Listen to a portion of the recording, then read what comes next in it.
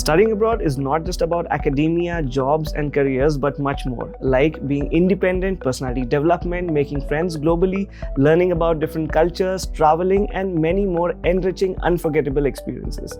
Hook on to our episodes of Student Spotlight and get fruitful insights about our students who share their beautiful journeys with you.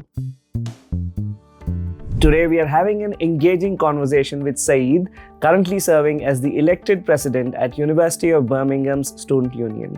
Syed is pursuing his master's in engineering management at UOB. Having completed his ISc in India along with an undergraduate degree, he took a gap year to organize events before embarking on his academic journey in the UK.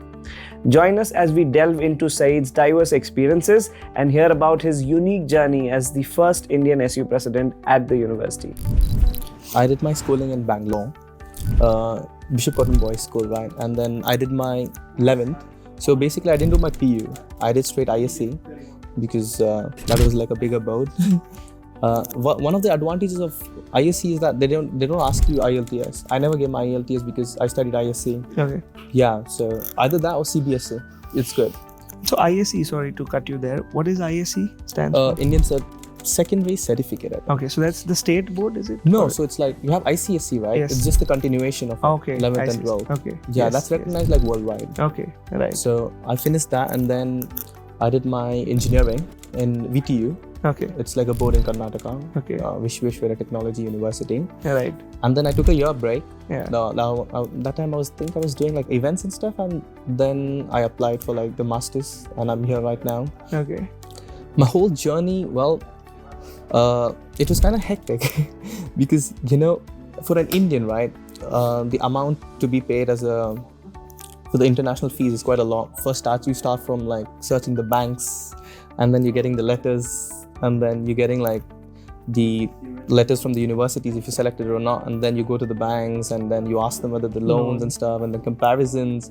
It was kind of hectic because you kind of literally you need to like make time for it, because it's like once you decided you're going, there's like no turning back, because once you've like started everything, signed those documents and submitted and paid the deposit, there's no going back. So every decision you make should be like so safe. It's like you can't make yourself in a position where you could like fall down.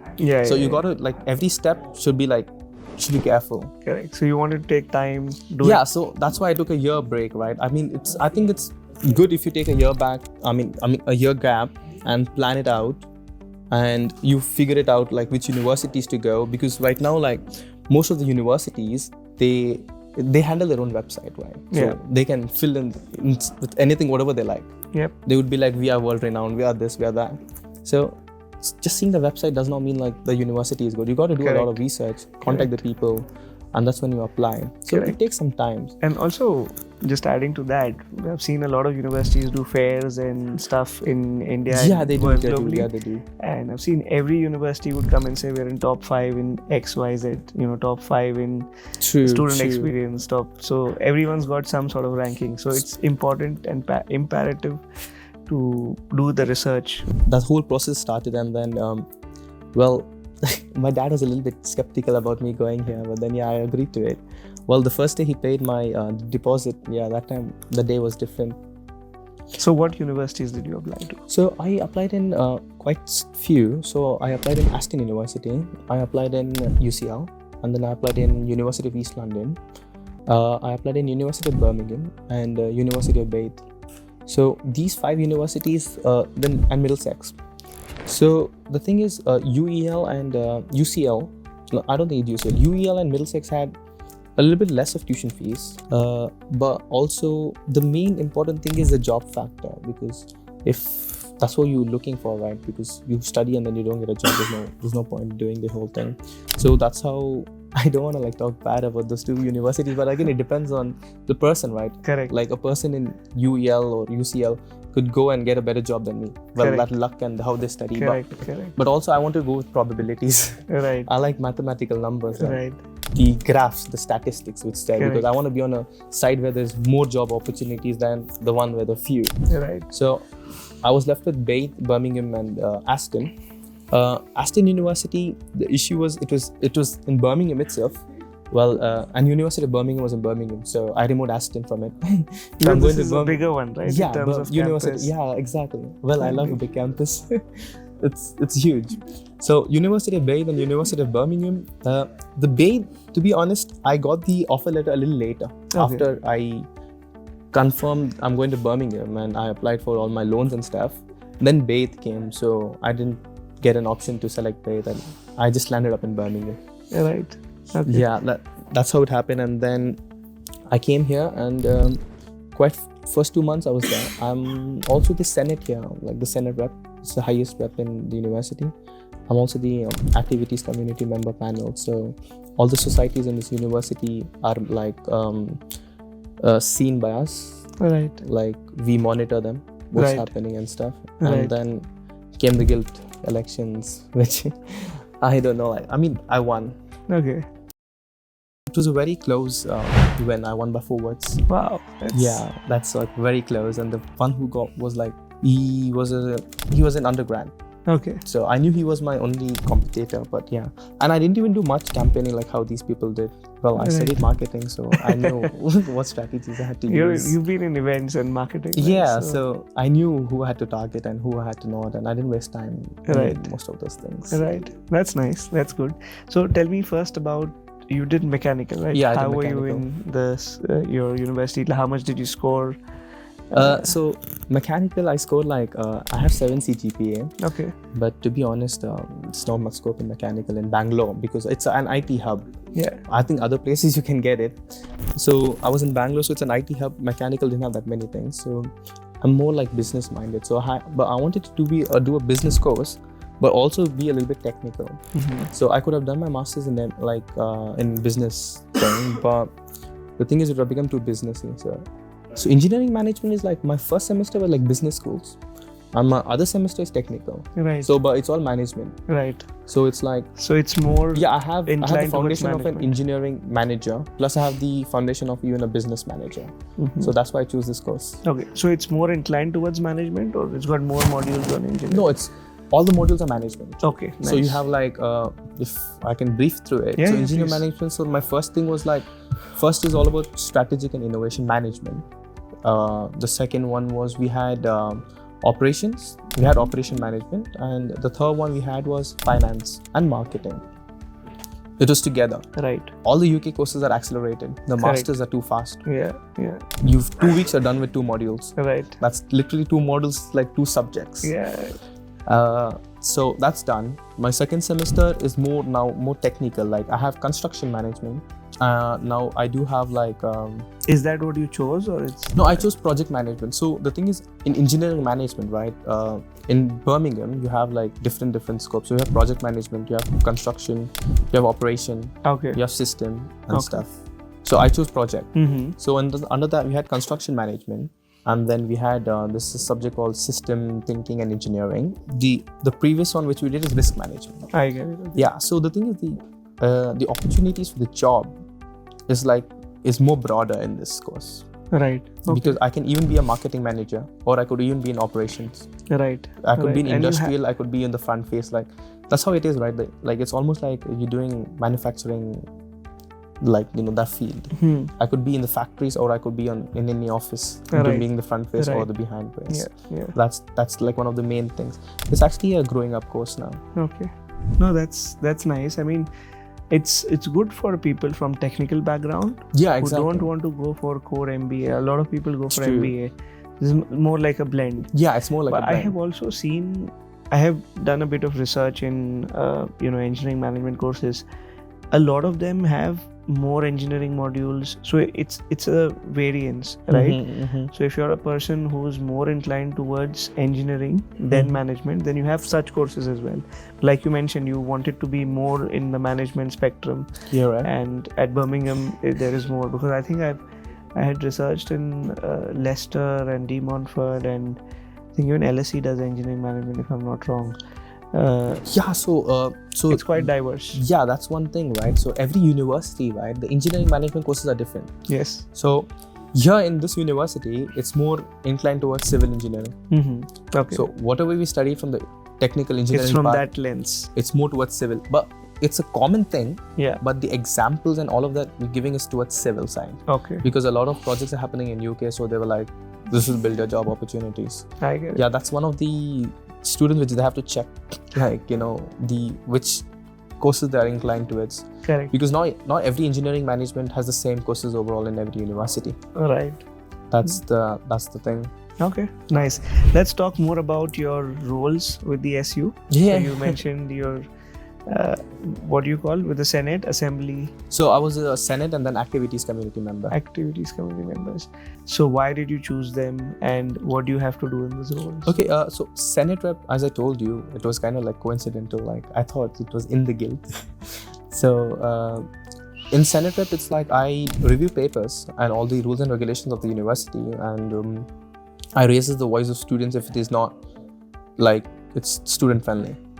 So we had like 2 meetings. We had like, it's like the meeting there happened with the vice chancellor and all the important people from this university.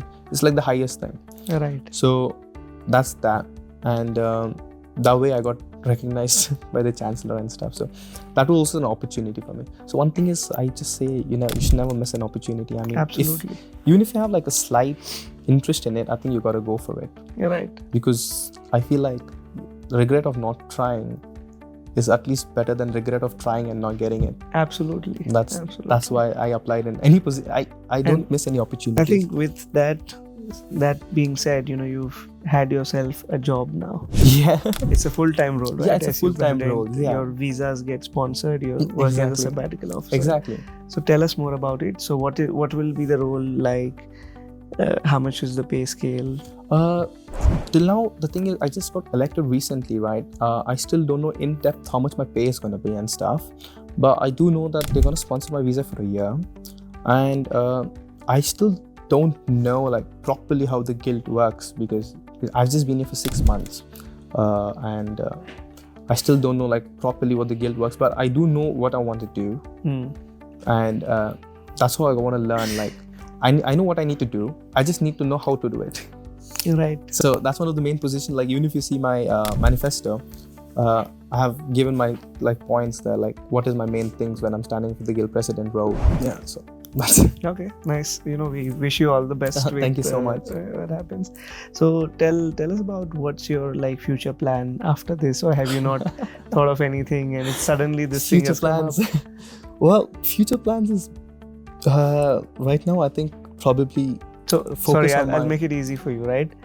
Minus the SU part, had you not got it, which we are happy you got it. Oh, okay. If I didn't have it. If you didn't have it, like from mechanical getting into an engineering management, what had you thought? How is the job market? Okay, yeah. So a job market in UK again, you can't. It's very subjective. Like again, if you do like statistics and stuff, right? It's like you can't depend on like other person. If one person gets it, does not mean you will. Absolutely. I mean, it's that way. And if the other person does not get it, does not mean you too won't get it. So there is luck factor, there is hard work factor, there is smart work factor. Yeah, I mean all the factors are part of it. Yeah. Like, if talking about my job opportunities, before I even got the SU thing, my main intention was to go in marketing field, because in UK, right, the majority is in marketing, sales, and project managers. Because project managers, the thing is, in UK, there's not much people doing the course, but there is a lot of scope in the job opportunities, because there's always some project or the other happening in UK. I'm talking about civil based right now. Yes. But if you see from other point of view, like other fields, they do need project managers. Correct. So this I researched before, like there's a little bit of shortage, and project managers have like a good pay. So that was my main thing. And for job thing, I left my marketing manager job. So I had a job. So I started applying as soon as I came here for my for my graduate job. So I landed here in September. I started applying in October, because I just wanted to know which websites and what do I need to apply and stuff. So University of Birmingham, to be honest, has a lot of support. You have the career network, you have the career support and stuff. It's like, so every university, right, all the big ones, they have a lot of resources. Yep. So it's like you have to know how to use them, because you're literally paying all your money for that. That's why your tuition fee is so high, right? Exactly. So if you don't use the resources, then it's your bad luck. So I made use of the resources, and I was in the final stage of the interview for the marketing job, and then I was stuck with this job, and I was doing my whole campaigning and stuff. So it was a rough decision for me to like select it, because the election was like either I win it or not. Well, this was like this job was there for me, but then I told them I'm gonna decide after I got the election part. And then so one day before, so on the day of election, I decided I don't need to do it, but I still went for campaigning. I finished on my part and I came back home, and I was a little bit doubtful, like, okay, should I do it or not? Because I have a job there ready. They told me, but they were told they won't sponsor my visa for the first 2 years, because they told me to get my PSW. So I thought I'll just go for it. So I called them up and I told them, I think I'll do your last thing. And then they were like, we filled the position because you said you want to do the other thing. And that's after I cut the call, I'm like, oh, okay, I need this one now. And my other 2 days went like hardcore campaigning. Right. Yeah, that's how it is. And that's when I concentrated fully. That's when I learned, like, you do one thing and you give 100% of it. You can't do like two things. You can't multitask and give 100%. It's too hectic. Yeah. It's like if you need 100% result, you got to give 100% of it. Nice. So tell me, why did you want to run for SU, and how does it feel after winning? I can't explain you the feeling of how it is. I mean, I stood for a minute after I got to know I won that. I was like in the middle of a crowd because I was in an event, and I was getting like continuous calls and texts, and once my phone started vibrating, I knew I won it. So I just stood for the minute and everything went blank for me, and I was just like, well, it was the one sad part is like my parents are not here, so that's the only thing. But apart from that, yeah, the feeling is different, to be honest. It's like one experience to do it. What was the other one you want to ask? So why, any advices you would want to give to people who think they have leadership skills and would want to run? Because you would have done it for a reason, right? And yeah, so one thing is, so what I've witnessed, experienced is basically like UK is not like India, right? So to get to know the job market and to get networks here, like you gotta like have an experience in it, and these kind of opportunities are the one which can give you a lot of exposure, and they give you confidence. Because talking in India, I could talk to an Indian easily, but when it comes to like another thing, I'll be like, my mind will be like, we've already like, it's built from that way. My mind would start spinning, and I would be like, oh, what do I need to tell? And I would kind of mess it up. So I've actually experienced it. So I can talk to like anybody. But when it comes to these kind of people, like I'll be like, okay, what they're gonna think, what the judgment is gonna be, my language, my accent, my everything and stuff. So that's one thing which we need to get removed, and that only happens when you start interacting with all of these people and stuff. And it's not like you only need to apply for the big positions. You can even be a rep. You can be in societies. You even like make your own societies. Any contribution, even a small group you're handling it, will literally develop your leadership skills. And it's like you gotta like start from small and then like grow bigger and bigger and bigger. Okay, that's an amazing advice. Why did you want to apply for the this one? So I told you, right? So the first day I landed in job, when I landed in Birmingham, we had this international mixer, and we were a part. We went inside, and the thing is, I love hosting events and I love hospitality. So I wanted to experience it, and I wanted an experience here in UK, because when you say people here that you have an experience in India, it kind of becomes almost null. Yeah. Unless you are in like you have like 6, 7 years, 8 years of experience. You say 1 or 2 years, it becomes null. Yeah. They don't consider it for you. They'll be like, you're a fresher here. So one of the main things why I wanted to apply is to get experience here. Mm-hmm. So that way my 1 year visa is extended, plus I get like a 1 year experience in UK. So that's one of the main reasons why I applied. So second is because I think it's a little bit of ego, because they were like, there's no home, there were no Indian students. They're like, okay, fine. Are you the first kind of Indian origin president? So Indian origin, like international. Yeah. You're the first. Yeah. It's a big. Yeah, I'm also the first Indian thing and first Muslim president too. Okay. So that one. Second one is first, other one is again, it's because the Indians here are a lot, and their voices need to be raised. We kind of face a lot of racism. Even when you go towards part-time and stuff, you kind of face a little bit of partiality, awkwardness. all of Yes. this. Yeah, it's there. All of this is there, and especially when you go as an Indian thing, they look at you that way and all. That should like be like overcome, and we should have a voice, so Yes. people would know like, okay, you know what? Yes, and You're especially doing when we are in such big numbers Exactly. and we are growing. I mean, right? we should be proud that we're literally contributing to the UK's economy. Absolutely, right? It's some 5-10 billion pounds Easy, that's of easy.